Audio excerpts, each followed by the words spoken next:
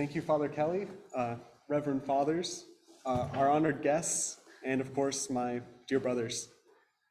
My vocation story, I'm going to give a minute for everyone to speak in. My vocation story starts in elementary school, where I first started to see like the fruits and like the depth of prayer. And so in elementary school, during Advent and Lent, we were given the opportunity to go and pray the rosary during recess, which was kind of a crazy thought because recess is like the pinnacle and the crown of elementary school.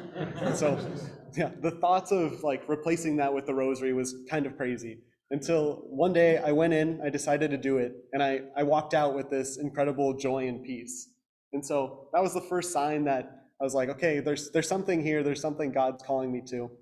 And then in elementary school, to further that, every single time the priest would pray for an increase of religious invocations in the intentions, it's like he would stop, look directly at me, and then keep going. I was like, okay, I better start thinking about this then, if this is something the Lord wants.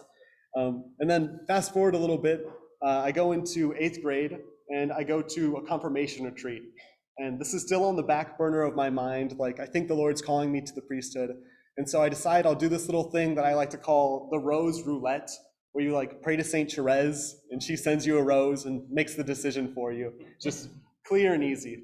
And so I go into the confirmation retreat, and I ask for a red rose for priesthood and a yellow rose for marriage. And I don't know what God was thinking, but he decided to give me both at the same time. And I guess I just took that as permission to date in high school. So what else am I supposed to do with that, Lord? So I fast forward again a little bit, and I'm going through high school. I'm going to these retreats, and I just find this amazing friend group that just keeps pushing me to pursue more and more into my faith. They started this little thing called like No Mass Miss November. Like usually you hear like No Shave November. They're like, no, we're not gonna miss a single daily mass in November. I was like, this is awesome. Like these guys are pushing me to grow in my faith. This is awesome. And so they pushed me to go to more and more retreats until finally I go on this discernment retreat. But flipped, it's not for my discernment, but to help middle schoolers then discern the priesthood too, sort of get used to serving and all those little things. And so I go to this discernment retreat, and who again is the main saint but Saint Therese of Lisieux. And so I think, well, now would be a great time to maybe give Saint Therese a second chance, right? So the little flower, I go, and I try and make it very, very clear to her. I was like, we need to make it so this rose pops up somewhere it shouldn't be, just make sure everything is clear and have the rules nice and defined.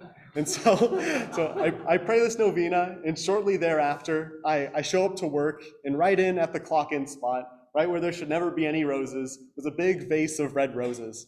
And I was like, okay, that's it. There's my sign that the Lord is calling me to seminary. And ever since I just took that step and said yes, and I ran to the Father's arms, ever since I've been here in seminary, the Lord has just confirmed that over and over again, that I'm right where he wants me to be.